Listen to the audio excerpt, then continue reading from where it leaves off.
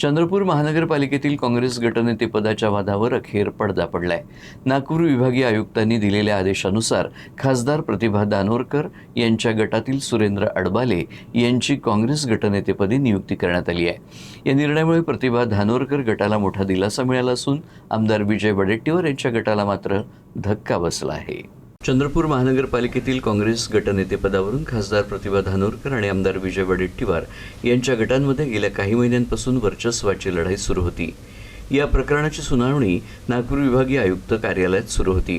अखेर बुधवारी विभागीय आयुक्तांनी निर्णय देत प्रतिभा दानोरकर गटाचे सुरेंद्र अडबाले यांना काँग्रेस गटनेते म्हणून मान्यता दिली। चंद्रपूर महानगरपालिका निवडणुकीत काँग्रेसचे सर्वाधिक 27 नगरसेवक निवडून आले होते।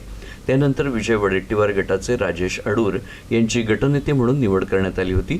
मात्र 16 नगरसेवकांनी स्वतंत्र गट स्थापन करत त्याला मान्यता देण्याची मागणी विभागीय आयुक्तांकडे केली। त्यानंतर हा वाद अधिकच चिघळला होता। हे प्रकरण विभागीय आयुक्तांपासून न्यायालयापर्यंत पोहोचलं।